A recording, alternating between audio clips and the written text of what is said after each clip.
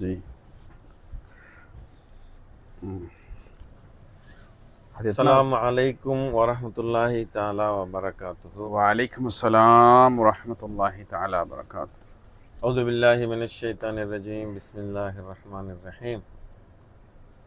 इन्नल्लाह व मलाइकतहु युसल्लूना अलन नबी या अय्युहल्लज़ीना आमनू सल्लु अलैहि व सल्लिमू तस्लीमा। अल्लाहुम्मा सल्लि अला सय्यिदिना मुहम्मदिन व अला आलि सय्यिदिना मुहम्मदिन व बारिक व सल्लिम अलैहि। अल्लाहुम्मा सल्लि अला सय्यिदिना मुहम्मदिन व अला आलि सय्यिदिना मुहम्मदिन व बारिक व सल्लिम अलैहि। अल्लाहुम्मा सल्लि अला सय्यिदिना मुहम्मदिन व अला आलि सय्यिदिना मुहम्मदिन व बारिक व सल्लिम अलैहि। அல்ஹம்துலில்லாஹ். கண்ணியமிக்க அல்லாஹ்வின் நல்லடியார்களே, மெய்வலியினுடைய இன்னொரு பாடத்தை நாம் பார்க்க இருக்கிறோம். இன்ஷா அல்லாஹ் தொடரலாமா ஜமா? जी इंशाअल्लाह। எத்தனாவது இது? இது 12 ஜமா. 12। நஹ்மதுஹு வ நுஸல்லி அலா ரசூலிஹில் கரீம், அம்மா பாத். அஊது பில்லாஹி மினஷ் ஷைத்தானிர் ரஜீம், பிஸ்மில்லாஹிர் ரஹ்மானிர் ரஹீம். 13வது. 13 கல்பு எனும் கண்ணாடியில் உலகத்தின் கோலங்களும் ஆசாபாசங்களும்.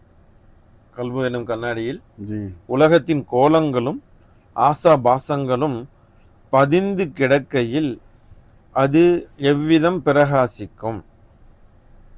அல்லது அந்த கல்பாகிறது திரேக இச்சையில் சிக்குண்டிருக்கையில் அது எவ்விதம் அல்லாஹு தாலாவின் அளவில் பிரயாணமாகும்? அல்லது அந்த கல்பாகிறது மதிமயக்கம் எனும் முழுக்கை விட்டு துப்புரவாகாத வரையில் அல்லாஹ்வின் சந்நிதானத்தில் நுழைவதற்கு அது எங்கனம் ஆசைப்படும்? அல்லாஹு தஆலாவின் பள்ளி வாயலில் முழுக்காலி நுழையக்கூடாது. அதுபோன்று அவனை மறந்து கிடக்கின்ற முழுக்காலி அவனின் சந்நிதானத்தில் நுழைய முடியாது.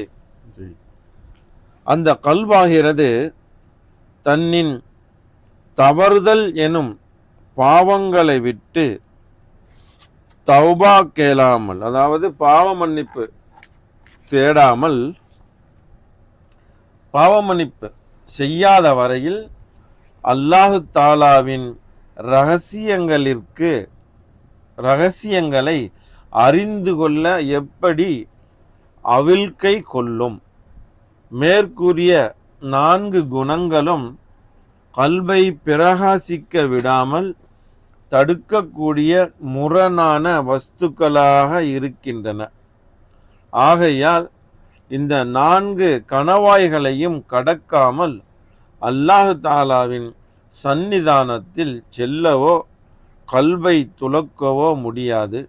மேலும் தனித்து பசித்து விழித்து பேசாமல் இருந்து நேபமாக அல்லாஹு தாலாவின் வல்லமையை சிந்தித்து திக்ரும் செய்து மேற்கூறிய 4 கணவாய்களையும் கடந்து கல்பை சுத்தி செய்து அவனின் சந்நிதானத்தில் செல்ல இடுப்பை கட்டி எழுந்து வரவும்.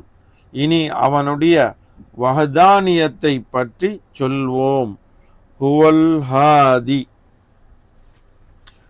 லா இலாஹ இல்லல்லாஹ் அல்ஹம்துலில்லாஹ். கல்பு என்னும் கண்ணாடி. கல்பு என்னும் கண்ணாடியில் உலகத்தின் கோலங்களும் ஆசாபாசங்களும் பதிந்து கிடைக்கல் அது எவ்வாறு பிரகாசிக்கும் அப்படிங்கிறாங்க. அவன் நம்முடைய கல்புல இந்த துனியாவுடைய மோகம், துனியாவுடைய ஆசைகள், துனியாவுடைய நேசம், பாசம், ஜி துனியா மீது உண்டான இச்சைகள், ஜி இப்போ எப்படி ஒரு கண்ணாடியில் தூசி, டஸ்ட்டு இதெல்லாம் வந்து படிஞ்சிருக்கும்போது அந்த கண்ணாடியில் வந்து நீங்கள் எவ்வளோதான் அதில் நீங்கள் அழகா பார்த்தாலும் அது பிரகாசம் இருக்காது. அந்த கண்ணாடி நல்லா சுத்தம் பண்ணி பாலிஷ் பண்ணி தேய்ச்சி க்ளீன் பண்ணிவிட்டு இப்போ போய் அதில் நின்றோன்னு சொல்லிட்டா அது பளிச்சுன்னு தெரியும். பளிச்சுன்னு நம்மளையும் காட்டும்.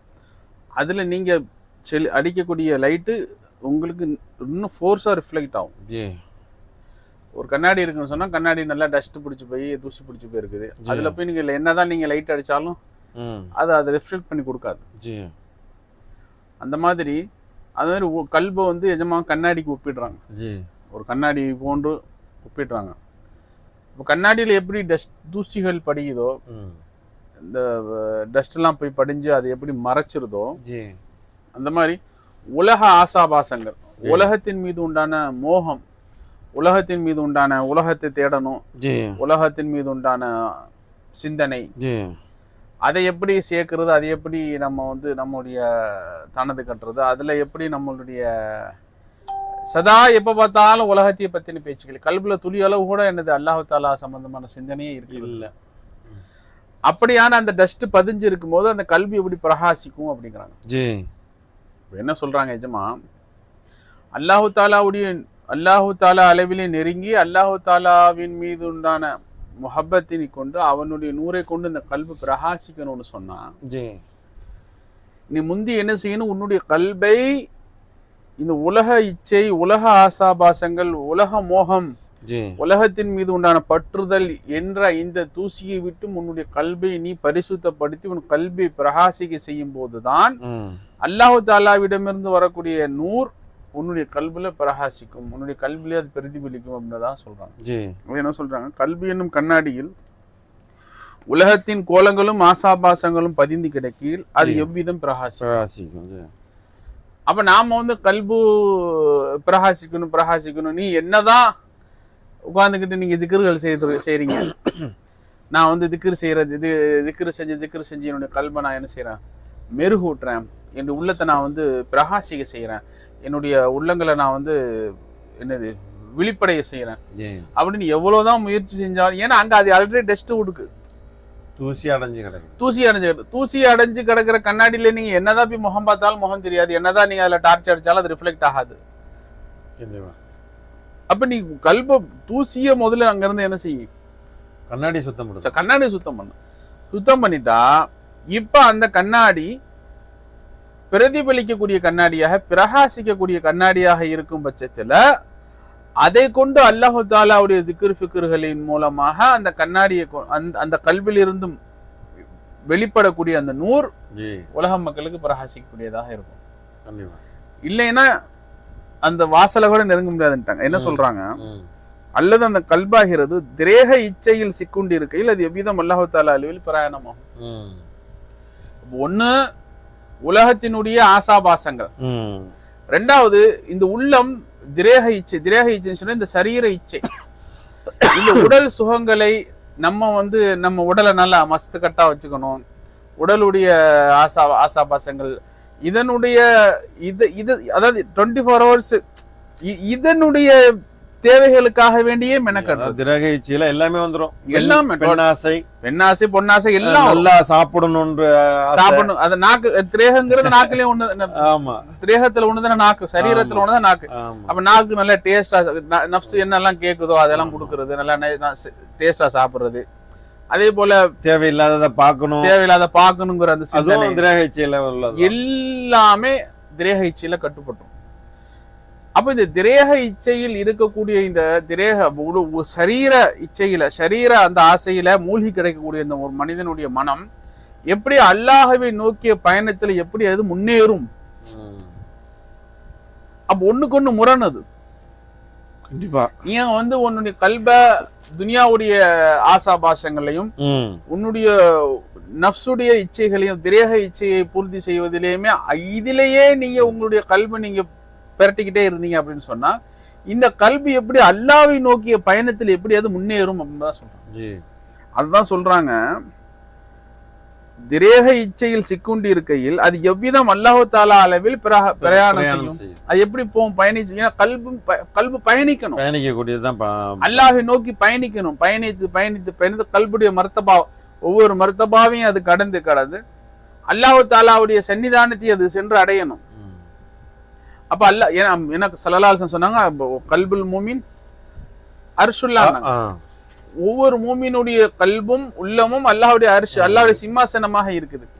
அப்ப அல்லாஹு தாலாவை குடியமர்த்தி வைக்க வேண்டிய, அல்லாஹு தாலாவை அமர வைக்க வேண்டிய இந்த சிம்மாசனத்துல துனியாவுடைய இச்சையையும் துனியாவுடைய ஆசையும் துனியா மீது உண்டான மோகங்களையும் துனியா மீது உண்டான தன்னுடைய விருப்பங்களை நீங்க வந்து நிறைச்சு வச்சுக்கிட்டீங்கன்னு சொன்னா இங்க அல்லாஹ் எப்படி வருவான்? அந்த கல்பு அல்லாஹ்வை எப்படி நோக்கி பயணிக்கும்? அல்லாஹ்வை நோக்கி பயணித்து அல்லாஹ்வை அமர வைக்கக்கூடிய இந்த கல்புல நீ துனியாவை அமர வச்சுன்னு சொன்னா இது எந்த வகையில நியாயம் என்பதாக சொல்றாங்க. அதே போல சொல்றாங்க, அந்த கல்பாகிறது மதிமயக்கம் என்னும் முழுக்கை விட்டும் துப்புரவாகாத வரையில் அல்லாஹுவின் சன்னிதானத்தில் நுழைவதற்கு அது எங்க நம்ம ஆசைப்படும்? மதிமயக்கம் என்கிற முழுக்கு, அதாவது மதிமயக்கத்தை முழுக்குக்கு ஒப்பிடுறாங்க. ஒரு மனிதன் எப்படி இயல்பான வாழ்க்கைலாம் முழுக்காயிட்டான்னு சொன்னா அவனுக்கு உண்டான இயற்கை ரீதியில் அவனுக்கு முழுக்க ஏற்பட்டுறது அப்படின்னு சொன்னா அவன் எப்படி அல்லாஹு தாலாவுடைய வீட்டு பள்ளிவாயில நுழைவதற்கு எப்படி விரும்ப மாட்டானோ, நுழைவது கூடாது, போகவும் கூடாது, அங்க போய் என்னது இபாதத்துகளும் செய்ய முடியாது. அப்படி போன ஒரு மனிதன் பள்ளிவாசல்ல நுழையிறதுக்கு என்ன செய்வான்? தயங்குவான். ரொம்ப உண்மையிலே எப்படி தயங்குவானோ இப்படித்தான் நாம நம்முடைய கல்பை முழுக்குடைய கல்பாக வச்சிருக்கோம். ஏன்னா அந்த கல்பு அல்லாஹு தாலாவுடைய சன்னிதானத்தில் நுழையறதுக்கு தயங்கிட்டு இருக்குது.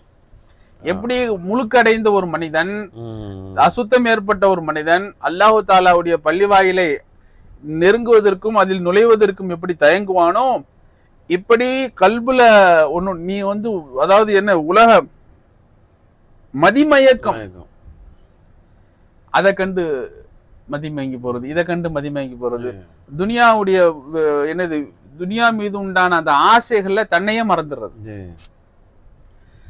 அந்த துனியா மீது உண்டான மோகங்கள்ல, காசு பணம் சம்பாதிக்கிறதுல, அந்த பொருட்கள் துனியாவுடைய பொருட்கள் மீது உண்டான மோகங்கள்ல தன்னையே என்ன செஞ்சிருது? மதிமயக்க. இப்படியான மதிமயக்கம் என்பது ஒரு மனிதனுக்கு உடல் ரீதியிலே எப்படி முழுக்கை ஏற்படுத்துமோ அதே போன்று இந்த மதிமயக்கம் என்பது ஒரு மனிதனுடைய உள்ளத்திற்கு முழுக்கு, அசுத்தம் என்பதாக சொல்றாங்க. அப்ப மதிமயக்கம் என்ற முழுக்கு ஏற்பட்ட ஒருவனுடைய உள்ளம் எப்படி அல்லாஹு தாலாவுடைய சன்னிதானத்தை நெருங்கும், அதை நெருங்குறதுக்கு தயங்குது அப்படிங்கிறாங்க. அப்ப நம்ம உலக இச்சையை விட்டும் உலக ஆசாபாசங்களை விட்டும் அதை என்ன செய்யணும்? பரிசுத்தம், அதை ஒதுக்கணும். அதே போல திரேக இச்சையை விட்டும் அந்த கல்வி என்ன செய்யணும்? ஒதுக்கணும். அதே போல மதிமயக்கம் இதையெல்லாம் பார்த்து அதுல மதிமயக்கம்னா என்ன? இந்த துனியாவுடைய இந்த விஷயம் உலகத்துல பாக்குறோம் இல்லையா, அதுல அப்படியே என்ன செய்யறது? தன்னை அப்படியே டோட்டலி என்ன செஞ்சிருது? சரண்டர் ஆயிடுறது. நம்முடைய நடைமுறை வாழ்க்கையிலேயே பாக்குறோம்ல, எத்தனையோ பேரை பாக்குறோம். ஒரு விஷயத்துல துனியாவுடைய விஷயத்தை அவங்களை எக்ஸ்பிளைன் பண்ண சொன்னோன்னு சொன்னா அது அப்படியே உள்ள போய் ரொம்ப டீப்பா இன்வால்வ் ஆகி அதுல வந்து அவங்க வந்து தன்னைத்தானே மறந்துடுறாங்க. அந்த அளவுக்கு ஒரு துனியாவுடைய விஷயங்கள்ல துனியாவுடைய காரியங்கள்ல ஒருத்தவங்க அந்த அளவு டீப்லி இன்வால்வ்மெண்ட் ஆகும்போது இதுக்கு பேர் தான் மதிமயக்கங்கிறது. அதாவது அந்த துனியாவின் வஸ்துக்களின் மீது உண்டான துனியாவின் மீது உண்டான மோகம் என்ன படுத்துறதுன்னு சொன்னா இவருடைய புத்தியவே இவருக்கு என்ன செஞ்சிருது? மறக்கடிச்சு தன் சுய புத்தியவே என்ன செஞ்சாரு? இவரு சுய நினைவு இழந்துறாரு. அந்த அளவுக்கு துனியாவினுடைய அந்த அலங்காரம் ஆசாபாசங்கள் இவரை வந்து என்ன செஞ்சிருது? மூழ்கடிச்சிருது. ஷேഖനായ சொல்லுவாங்க, அப்ப துனியா என்பது ஒரு மனிதன் அல்லாஹு தாலா ஒரு மனிதன் அல்லாஹு தாலா துனியாவில் ஒரு மனுஷனை கொண்டு வந்தான் அப்படின்னு சொன்னா கொண்டு வந்ததுடைய நோக்கம் அல்லாஹு தாலாவை கட்டுப்பட்டு அல்லாஹு தாலாவினுடைய இபாதாத்துகளை மேற்கொண்டு அவனுடைய வழி, அதாவது அவனுக்கு வழிபட்டு நடப்பதற்காக கொண்டுட்டு வந்தான். அப்படி அல்லாஹு தாலாவுடைய சொல்லுக்கு வழிபட்டு நடப்பதற்காக வேண்டி இவனுடைய உடல் அமைப்பின் அடிப்படையில இவனுக்கு துனியாவினுடைய சில தேவைகளை இவன் பயன்படுத்தி கொள்ள வேண்டிய அவசியம் ஏற்படுது. அந்த அடிப்படையில அந்த துனியாவினுடைய விஷயங்களை பயன்படுத்தி இவன் அதை கொண்டு இவனுடைய நோக்கம் அல்லாஹுவோடு இவன் முழுக வேண்டும், அல்லாஹவை கொண்டு இவன் நெருங்க வேண்டும் என்பதா இவனுடைய நோக்கம். அப்ப துனியாவை பயன்படுத்துறதுன்னு சொன்னா துனியாவிலே அல்லாஹுத்தாலா நம்ம எந்த நோக்கத்துக்கு அனுப்பினானோ அந்த நோக்கத்தை அந்த மக்சதை அடைவதற்காக வேண்டி துனியாவை நாம் ஒரு வழிச்சாதனமாகத்தான் பயன்படுத்திக்கணும்னு சொன்னாங்களே ஒழிய இதற்காக கொடுக்கப்பட்ட இந்த துனியாவை நாம என்ன பண்ணிட்டோம்? இந்த துனியாவுல இப்ப நம்ம மூழ்கடிச்சிட்டோம். அதாவது துனியாவை பயன்படுத்திக்கிற சொன்னாங்க, துனியாவிலே நீ மூழ்கணும்னு சொல்ல. நம்ம சர்க்கார் நாயகம் ஒரு அழகான உதாரணம் சொல்லுவாங்க. ஜி எப்படி போலன்னு சொன்னாப்பா, அதாவது கப்பல், ஒரு கப்பல் கடல்ல பயணிக்குது. சர்கார் நாயகம் சொன்னாங்க, கப்பல் கடல்ல பயணிக்குதுன்னு சொன்னா இந்த கப்பல் ஒரு எல்லையிலிருந்து மறு எல்லை என்ன செய்யணும், அடையணும். அப்ப இந்த எல்லையிலிருந்து அந்த தன்னுடைய அந்த மக்சது அது போய் என்ன செய்யணும், ஒரு இதுல இங்க ஆரம்பிச்சு அங்க என்ன செய்யணும், பயணத்தை முடிக்கணும். அப்ப அது அந்த கப்பல் தன்னுடைய நோக்கத்தை நிறைவேற்றிக் கொள்வதற்காக வேண்டி கடல்ல என்ன செய்யுது, பிரயாணம் செய்யுது. இப்ப கப்பல் தன்னுடைய நோக்கத்தை நிறைவேற்றிக் கொள்வதற்கு பிரயாணம் என்ற அந்த சாதனத்துல கடல் நீர், அந்த தண்ணீரை அது பயன்படுத்துவது அவசியமா இல்லையா? அப்ப அது தன்னுடைய மக்சதை அடைவதற்காக வேண்டி அந்த தண்ணீர் அது என்ன செய்கிறது, பயன்படுத்திக்கிறது. அப்ப எதுவரை அந்த தண்ணீரை அது அதற்குரிய மக்சதுக்காக வேண்டிய அளவு மட்டும் பயன்படுத்தி கொள்ளுமோ அதுவரை அது சலாமத்தாக அதனுடைய மக்சதை சென்று அடையும். அதே அந்த தண்ணி, சர்கார் சொன்னாங்க, அதே அந்த தண்ணி அந்த கப்பலுக்குள்ள வந்துருச்சு. எதுவரை அது வெளியில இருக்குமோ அந்த தண்ணியை பயன்படுத்தி சலாமத்தை மக்சதை அடையலாம். சரி, அந்த தண்ணியுடைய நிசுபத்துல தண்ணியுடைய இதுல தானே போறோம், தண்ணியை உள்ள போட்டுக்கிறோமே அப்படின்னா எல்லா தண்ணியும் வாரி உள்ள போட்டுக்கிட்டு போனா கதி என்ன ஆகும்? அவ்வளவுதான், அந்த கப்பல் அந்த தண்ணிலேயே மூழ்கிடும். மூழ்கிறது மட்டும் இல்ல, மூழ்கி அழிஞ்சிடும், எல்லாம் அழிஞ்சிடும். அந்த கப்பல்ல இருக்கிற எல்லா உயிரும் அந்த மாதிரி ஷேக் நாயகம் சொன்னாங்க. அப்ப இந்த துனியா என்பது அல்லாஹு தாலா உன்னை இந்த எந்த நோக்கத்துக்காக இங்க அல்லாஹு தாலா கொண்டு வந்தானோ அந்த நோக்கத்தை அடைவதற்காக வேண்டி இந்த துனியாவை பிரயாணம் செய்யக்கூடிய கடல் மாதிரி பயன்படுத்திக்கும். இந்த துனியாவை பயன்படுத்தி இந்த துனியாவுடைய பயன்பாட்டை கொண்டு இதில் நீ பயணித்து பயணித்து பயணித்து அல்லாஹு தாலா முன்னேறணும். ஆனா இன்னைக்கு நாம இதே இந்த துனியா நம்ம உள்ள வந்துடுச்சு, இந்த துனியாவில நாம மூழ்கிட்டோம், இது துனியா நம்ம உள்ள வந்துடுச்சுன்னு சொன்னா இந்த துனியாவில் நாம மூழ்கிடுவோம். எப்படி கடலு கப்பலுக்கு வெளியில இருக்கிற வரையும் சலாமத்தா போய் சேரும், இதே அந்த கடலு கப்பலுக்கு உள்ள வந்துருச்சுன்னு சொன்னா இந்த கப்பல் கடலுக்குள்ள மூழ்கிடும், மூழ்கிட்டா காணாம போயிடும். அந்த மாதிரி துனியாவில் நம்ம பயணித்துக்கிட்டு இருக்கிற வரையும் துனியா நமக்கு வெளியில இருக்கணும். எப்ப நம்ம கல்பு உள்ள வந்துடுதோ, உள்ள வந்து என்ன பண்ணிடும், நம்மை இந்த துனியாவிலேயே மூழ்கடிச்சிடும், போட்டு புதைச்சுடுங்க. அப்ப இதுக்குதான் சூஃபியாக்கள் சொல்றாங்க, துனியாவுடைய மோகம், துனியா மீது உண்டான ஆசை. இப்ப என்ன சொல்றாங்க, இப்ப சூஃபியாக்களுடைய இந்த வரிகளை வச்சு நம்ம துனியாவை தூக்கி வீசிட்டு துனியா விட்டு வாழ முடியாது. இப்ப நாம பேசிட்டு இருக்கும் போதே ஜூஸ் குடிக்கிறோம் சொன்னா இது துனியா தான். பிஸ்மில்லா ஹக்குதாஹிர் பசூரத் ஷை ஜி. இந்த துனியாவை பயன்படுத்தி இந்த துனியாவினுடைய பயன்பாட்டை கொண்டு நீ அல்லா அளவில் நெருங்கணும். கண்டிப்பா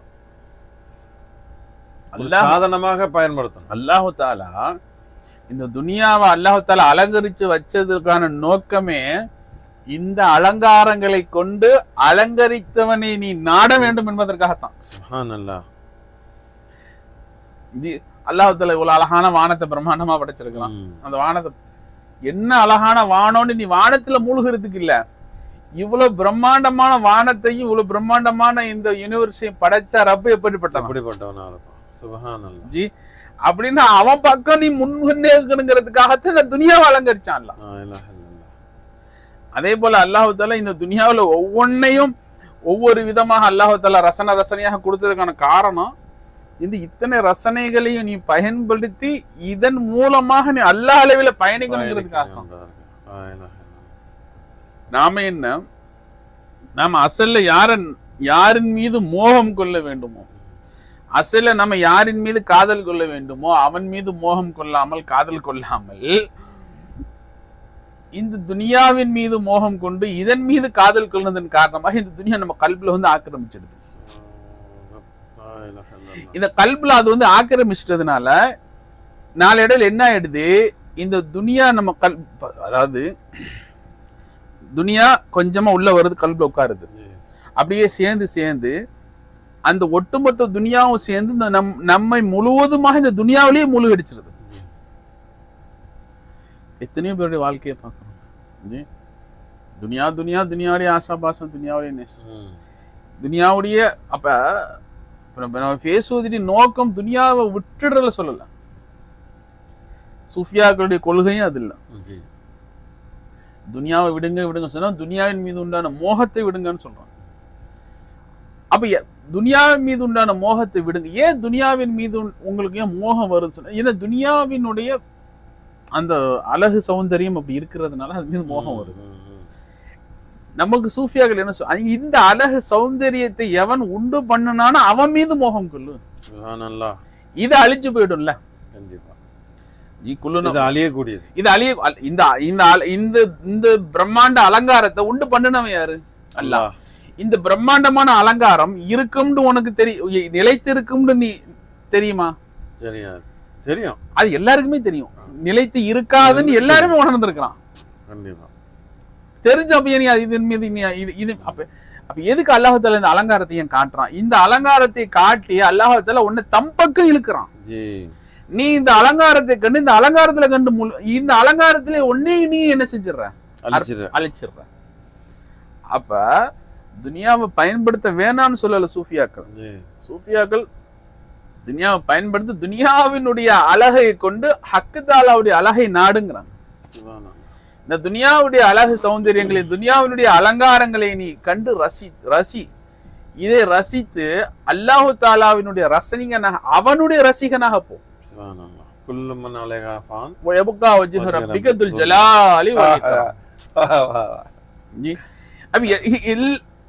பாரு, எல்லாத்தையும் பாரு. இது இப்ப இவ்வளவு பிரம்மாண்டமான வானம், இவ்வளவு பிரம்மாண்டமான பூமி, இவ்வளவு பிரம்மாண்டமான மலைகள், இவ்வளவு பிரம்மாண்டமான அருவிகள், எவ்வளவு பெரிய காடு, எவ்வளவு பெரிய அமேசான், இப்படிப்பட்ட இந்த ரசனைகளையும் பாரு. இவ்வளவு அழகான, இவ்வளவு அழகு ரம்மியத்தை உண்டு பண்ணன எவ்வளவு பெரிய அழகானா இருப்பான். அவன் எவ்வளவு பெரிய பிரம்மாண்டமான. அப்ப இத்தனையும் அழிஞ்சிடும், இத்தனையும் உருவாக ரப்பு அழிய குல்லுமன் அலைஹா ஃபான் வயபுகா ரப்புக வயபுகா ரப்புக துல் ஜலாலி வலிக்கிறான். அந்த ரப்புடைய திருமுகம் என்னைக்கு நிலைச்சிருக்கு. அவ அழிஞ்சு போற முகத்தை ஆண்டா நேசிக்கிற, எப்பவுமே நிலைச்சிருக்கிற முகத்தை நேசிட்டாங்கிறாங்க. எந்த அலங்காரத்தை பார்த்து மதிமயங்கி போறியோ அந்த அலங்காரம் அழிஞ்சு போயிடும். அந்த அலங்காரத்தை உண்டு பண்ண ரப்பு நிலைச்சிருப்பான். அவன் அழிய மாட்டான். அவன் என்னைக்கு நிலைச்சிருப்பான். நித்திய ஜீவியா மரணமே இல்லாதவன். அவன் என்னைக்குமே நிலைச்சிருக்க ரப்ப நீ நேசி. அவனை நேசி. நீ துனியாவை நேசிக்கிறான். அப்ப துனியாவை சுத்தமா துனியாவை சுத்தமா ஒதுங்கிட்டு அல்லாஹ் பக்கம் எப்படி போறது? ஏன்னா துனியாவை அல்லாஹ் கொடுத்ததை தம் பக்கம் நெருங்கி வரத்தான் கொடுத்தான். அவனை விட்டு தூரமா போறதுக்கு இல்ல. நாம என்ன பண்ண, எதை கொண்டு அல்லாஹ் தாலா தன்னை நெருங்குவதற்காக கொடுத்தானோ அதை கொண்டு அவனோடு தூரமா போயிட்டோம். அப்ப இதத்தான் என்ன சொல்றாங்க சூஃபியாக்கள், துனியாவுடைய மோகத்தில் இருக்க வேண்டாம். இப்ப நீ உன்னையே மதிமயக்கிடாத.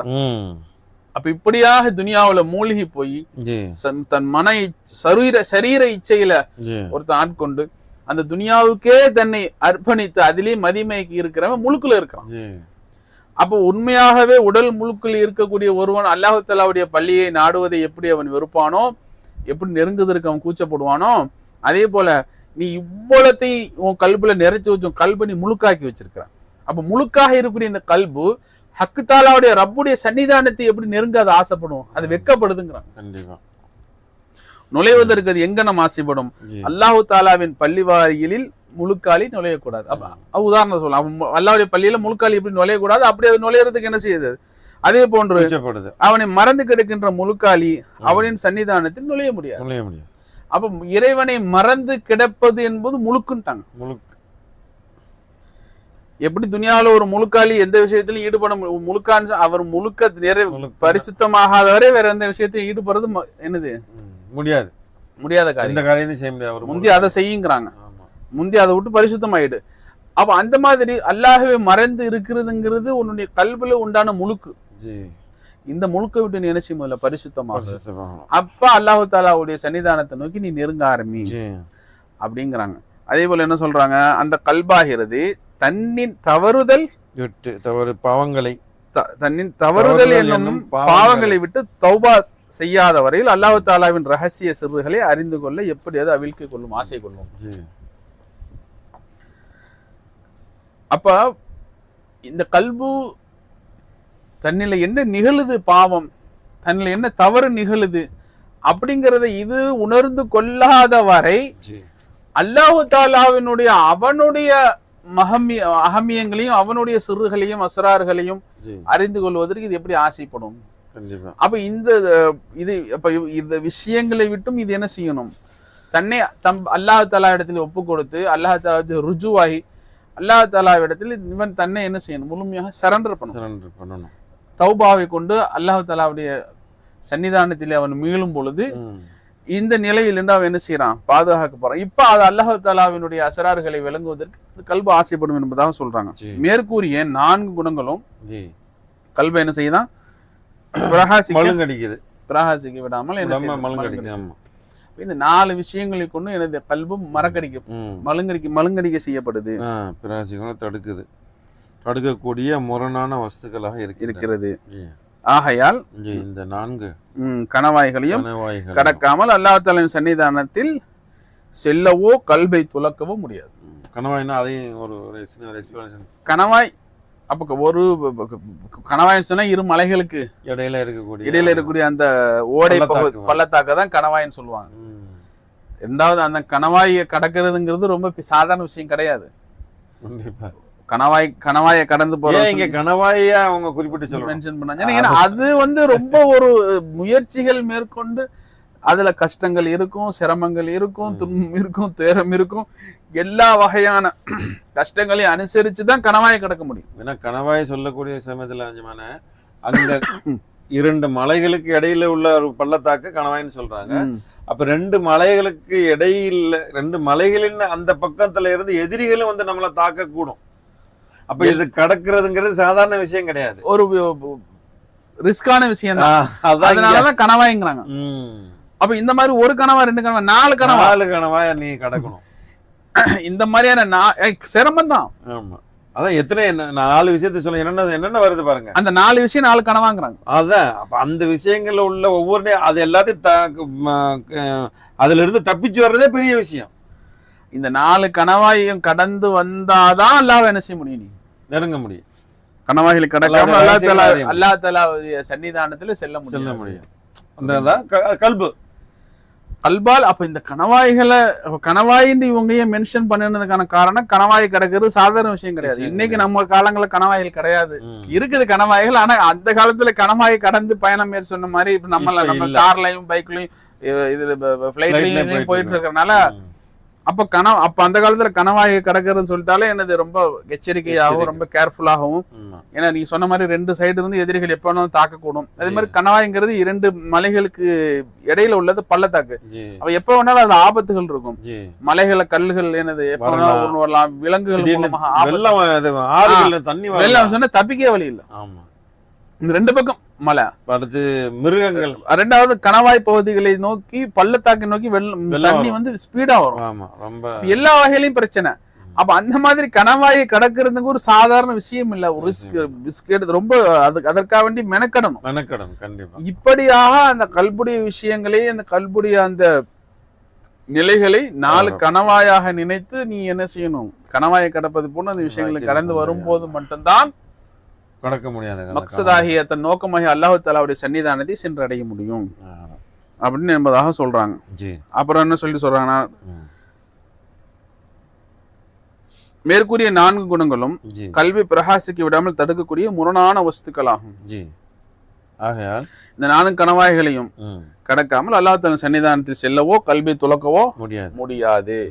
எனவே தனித்து பசித்து விழித்து பேசாமல் இருந்து நியமமாக அல்லாஹ் தஆலாவின் வல்லமையை சிந்தித்து திக்ரும் செய்து மேற்கூறிய 4 கனவாகளையும் கடந்து கல்பை சுத்தி செய்து அவன் சன்னிதானத்தில் செல்ல இடுப்பை கட்டி எழுந்து வரவும். ஒரு சில நினைப்பாங்க அது எல்லாம் முடியுமா அப்படின்னு நினைப்பாங்க. அல்லாஹ் அக்பர் கபீரா. தனித்து விழித்து, தனித்திருந்து பசித்திருந்து விழித்திருந்து, தனித்திருக்கிறது, பசித்திருக்கிறது, விழித்திருக்கிறது. அப்ப இது எல்லாமே கல்ப புடம்போடக்கூடிய பயிற்சிகளை சொல்றாங்க. தனித்திருக்கிறது, தனித்திருக்கிறதுன்னு சொன்னா அதிகமா என்னது தனித்திருக்குதல் அப்படிங்கிறதுக்கு நிறைய ஆத்மீக கருத்துக்கள் வச்சுக்கோங்க. அந்த அந்த ரொம்ப ஆழமான ஆத்மீக கருத்துக்கள் போவேன்னா வச்சுக்கோங்க. தனித்தினா மனிதர்களோட அதிகமாக உறவாடாமல் இருக்கு. தனிமையில இருந்தா அதிகமா பாவங்கள் எப்ப சேருது, பலரோட சேரும் போது அதிகமா என்னது தேவையில்லாத பேச்சுக்கள், தேவையில்லாத என்னது இதனாலதான் என்னது தனிமையில இருந்துட்டான்னு சொன்னா பாவங்கள் குறையறதுக்கு வழி. அதே போல பசித்து இருக்கிறது, பசித்திருக்குன்னு சொன்ன பசித்திருக்குது, அந்த பசித்திருக்குடைய பயிற்சி தான் நோம்புல எல்லாம் நம்மளுக்கு கொடுக்குறோம். ஏன்னா பசியினுடைய அந்த இது காரணமாக சரீர இச்சை, மன இச்சைகள் இருக்குதே, இதனுடைய தாக்கம் குறையும். கண்டிப்பா கண்டிப்பா. எப்ப மனுஷன் இச்சைகளுக்கு வயப்படுவான் சொன்னா வயிறு ஃபுல்லா இருக்கும் போதுதான், நல்லா மஸ்தா சாப்பிட்டுட்டு தான் என்னது அந்த திமுறல தான் என்ன செய்வான் அவனுக்கு அந்த இது. அப்ப அவன் சாப்பாட்டை குறைக்கிறது. அப்ப அதனால வந்து அந்த சாப்பாட்டை குறைச்சு அதை என்ன செய்யுது, உடலை பழக்கிறது. அப்புறம் விழித்து ரொம்ப ரொம்ப ரொம்ப அதிகமா தூங்குறது. விழித்திருக்கிறதுன்னு சொன்னா இரவு முழு சும்மா முழிச்சிட்டு உட்கார்ந்து இருக்கிறது கிடையாது. ஸல்லல்லாஹு அலைஹி வஸல்லம் தூங்குவாங்க, முழிப்பாங்க, தூங்குவாங்க, திருப்பி முழிச்சு தொழுவாங்க, தூங்குவாங்க. ஸல்லல்லாஹு அலைஹி வஸல்லம் இரவு முழுது விழித்துக்கிட்டே இல்லை, தூங்குவாங்க, எழும்புவாங்க, தூங்குவாங்க, எழுந்திரிச்சு மர தொழுவாங்க, தூங்குவாங்க. அப்ப இப்படியாக கொஞ்ச நேரம் தூங்குறது, கொஞ்ச நேரம் என்ன செய்யறது, இப்படியாக தன் தூக்கத்தை என்ன செய்யறது. ஏன்னா அதிகமாக தூங்கும் போது உடல் என்ன ஆயிடுது, உடல்ல சோர்வு ஏற்பட்டு போயிடும், உடல்ல ஒரு சோம்பேறித்தனம் உண்டாயிடுது. அப்ப இது எல்லாத்தையும் என்ன செய்யறாங்க, பசித்திருத்தல், விழித்திருத்தல், தனி. அதே மாதிரி அதிகமாக பேசாமல் இருத்தல். பேசாமல் இருந்தா அல்லாஹ் ரசூலை பத்தி பயான்கள், அல்லாஹ் ரசூலை பத்தி பேசுறது அந்த விஷயத்த சொல்லலாம். வளவளன்னு இப்போ தேவையில்லாத விஷயங்களை பற்றி மணிக்கணக்கா பேசுறது. சில பேர்களை போய் 2 விஷயம் அல்லாஹ் ரசூலை பத்தி சொல்லுங்களேன்னு சொல்ல மாட்டாங்க. ஆனா அவங்கள்ட்ட துனியாவுல அரசியலை பத்தியோ எதை பத்தியோ நீ கேட்டீங்க அப்படின்னு சொன்னா மணிக்கணக்கா பேசுவாங்க. அது அப்படி இது அப்படி இது இப்படி இது இப்படி என்னது தேவையில்லாத பேச்சுக்களை கொண்டு என்ன செய்யும், இதை நீ ஈடுபடுத்தணும் அப்படிங்கிறாங்க. அப்ப இப்படியான இந்த விஷயங்களை எல்லாம் செய்யறதுக்கு நீங்க என்ன செய்யுங்க, எழுந்து கட்டி வரிந்து கட்டிக்கிட்டு வாங்க, இடுப்பை வரிந்து கட்டி வாங்க, இடுப்பை கட்டி எழுந்து வரவும். அதாவது இதுல வந்து ஏன்னா ஒரு ஆளு நிக்கணுங்கிறது வந்து சாதாரண விஷயம் கிடையாது. நிக்கணும்னா அந்த இடுப்பு இருக்குல்ல ஜமா, அது ரொம்ப முக்கியம். இடுப்பு ஸ்ட்ராங்கா இருந்தா தான் நிக்க முடியும். அப்ப அந்த இடுப்பை என்ன சொல்றாங்க, கட்டுன்றாங்க. இங்க இடுப்பை நிமித்தி வான்னு கூட சொல்லலாங்க, இடுப்பை கட்டிக்கிட்டு வர சொல்றாங்க. அப்ப அதனுடைய உள்கருத்து என்ன அப்படின்னு சொல்லா, உங்களுக்கு வந்து முழு உடம்புடைய வெயிட்டுமே எங்க வருதுன்னு சொன்னா இடுப்புலதான் வந்து நிக்குது. அப்ப அதை கட்டுனா நம்ம எப்படி கட்டுறது, அத பெல்ட் போட்டு கட்டல சும்மா. அதாவது வெளி தோட்டம்னு வச்சுக்கிறீங்களா, வெளி தோட்டத்துக்காக கட்டுறது அப்படின்னு சொன்னா வெளிரங்கமான விஷயம். இந்த ஒரு சிலர் வந்து பாத்தீங்கன்னா இடுப்புல வலி வந்துச்சுன்னா டாக்டர் என்ன சொல்லுவாங்க, பெல்ட் போடுங்கன்றாங்க. அது இது வெளிரங்கமான விஷயம், சரியா? வெளிரங்கமான விஷயம். அந்த அப்படிப்பட்டவங்களுக்கு அந்த பெல்ட் போட்டுக்கிட்டு இருந்தோம்னு சொன்னா அந்த வலி என்ன செய்யாது, குறையும், சரியா? அப்ப அது போல இப்ப உள்ரங்கமான கருத்து என்ன ஆச்சுமா, அது பல கருத்துகள் இருக்குது. இடுப்பை கட்டி எலும்பி வா அப்படிங்கிற அந்த பசியோட இருக்கிறத தான் இவங்க என்ன செய்யறாங்க, சொல்றாங்க. என்ன ரசூல் ஸல்லல்லாஹு அலைஹி வஸல்லம் வந்து ஒரு சஹாபா வந்து என்ன செஞ்சாங்க, ரசூலுல்லாஹ் இங்க பாருங்க அப்படின்னு அவங்க என்ன செஞ்சாங்க, கல்ல எடுத்து வயிற்ற காமிச்சாங்க, அந்த இடுப்பை காமிச்சாங்க, வயிற்றுக்கு கல்லு கட்டியிருக்காங்க, ஒரு கல்லு. இப்ப ரசூல் ஸல்லல்லாஹு அலைஹி வஸல்லம் அவங்க வயிற்ற காமிச்சாங்க, 2 கல்லு கட்டியிருக்கு. அப்ப இதைத்தான் அங்க என்ன செய்யப்படுது, சொல்லப்படுது. மேல உள்ள சொன்ன கருத்தை அந்த பசியோட இருக்கணுங்கிறத தான் இடுப்பை கட்டிக்க அப்படின்னு சொன்னா பசியோட இருந்து என்ன செய்யணும் வா அப்படிங்கறத இங்க நமக்கு சூசகமாக சொல்றாங்க. அப்புறம் என்ன சொல்றாங்க, இடுப்பை கட்டி எழுந்து வரவும் இனி அவனுடைய வஹதானியத்தை, அதாவது ஏகத்துவத்தை பற்றி சொல்லுவோம். இங்க ஒரு ட்விஸ்ட் வைக்கிறாங்க. என்ன ட்விஸ்ட்னு சொன்னா, இவ்வளவு கனவாய கிடக்கிறது, இடுப்பை கட்டி அது நீ செஞ்சு வந்த, இடுப்பை கட்டி வரைஞ்சு கட்டி வாரது, கணவாயை கடந்து வாரது எல்லாம் ஓகே. இப்போ ஒரு வஹதானி அல்லாஹ் தஆலா வஹதானியத்தை சொன்னா என்ன? ஹுவல் ஹாதி. ஹுவ இது குர்ஆன்ல வரக்கூடிய ஹுவல் ஹாதி, அவன்தான் ஹாதி. ஹாதின்னு சொன்னா வழிகாட்டக்கூடிய. ஹுவல் ஹாதி அல்லாஹ் தஆலா ஹஸ்ர் செஞ்சு சொல்றான். ஹுவ அல் ஹாதி. ஹஸ்ர் அப்ப ஹஸ்ர் சொன்னா அவன் மட்டும்தான் ஹாதின்னு, வேற யாரும் கிடையாது ஹாதி. அப்ப இத்தனை பாதைகள்லையும் நீ சுயமே வர முடியாது. நீ அந்த பயணம் அவனை நோக்கிய பயணமா இருந்தாலும் இந்த ஒவ்வொரு பயணத்திலையும் உன் கூட இருந்து உன்னை கூட்டிட்டு வர்றது அவங்கதான். அதாவது இவ்வளவு நேரம் வந்தீங்கன்னா உன்னுடைய சுய பலத்தாலேயோ சுய திறமையால வந்துடல, இவ்வளவு கணவாயும் கடக்கிறதுக்கு உனக்கு உதவி செஞ்சது அவன்தான். நாம என்ன இவ்வளவு சிரமமா இப்ப இப்படியெல்லாம் பார்க்க நாலு கணவாயை கடக்கணும். கணவாய்ங்கிறது அப்படியாக்கும் இப்படியாக்கும், உலக ஆசாபாசங்கள், உலக முகத்தை அடக்கணும், சரீர இச்சை அடக்கணும். அப்ப இதெல்லாம் கடந்து வந்து இப்ப இதெல்லாம் செய்யறது. இப்ப நீங்க சொன்னீங்கல்ல, இப்ப இடுப்பை கட்டி இழுந்து இவ்வளவு நாம எங்க செய்யறது? அத கடைசியா ஒரு வார்த்தை சொல்றாங்க. ஒரு அல்லாஹ்வுடைய வஹதானியத்தை ஒண்ணு சொல்ற விளங்கிக்க. ஹுவல் ஹாதி அப்படின்னு முடிச்சிட்டாங்க அந்த சாப்டர். ஹுவல் அவன் மட்டும்தான் ஹாதி, நேர்வழி காட்டக்கூடிய. அப்ப இந்த நீ கடந்து வரக்கூடிய இந்த ஒவ்வொரு கடந்து வரக்கூடிய ஒவ்வொரு ஸ்டேஜ் பை ஸ்டேஜ் ஒவ்வொரு பயணத்திலையும் வழிகாட்டக்கூடியவனாக உன் கூட அவனே தான் இருப்பான். சுப்ஹானல்லாஹ். நீ சுயமா கடந்து வர முடியாதுங்க. அவனை நோக்கி வரக்கூடிய பயணமா இருந்தாலும் எழுந்து வாடா தன்னாலன்னு சொல்ல மாட்டான். அவனை நோக்கிய பயணமா இருந்தாலும் கூட இருந்துதான் அவன் கூட்டிட்டு வரும். அவன் தான் கூட்டிட்டு வர முடியும் உன்னால. ஏன்னா நீ தான் மையத்தாச்ச மையத்தை எந்திரிச்சு நடக்குமா? நீ எப்படி? அப்ப நீ என்ன விளங்கிக்க இல்ல. இன்னொரு ட்விஸ்ட் என்ன சொல்றாங்க, எஜமான உன்னை நோக்கி வர்றதுக்கு இவ்வளவு சிரமமா? ரப்பே நானா இயலாதவன், நான் மையத்து, எனக்கு என்ன நல்லா தகுதி இருக்குது அப்படின்னு சொல்லிட்டா ஹாதியாக அவன் வந்துடுவான். நீயா போறதுக்கு முயற்சி பண்ணாத. நீ உன்னால முடியாதுன்னு ஒத்துக்கிட்டீன்னு சொன்னா என்னைய என் தர்பாருக்கு உன்னை நான் வந்து அழைச்சிட்டு போறேன்டா.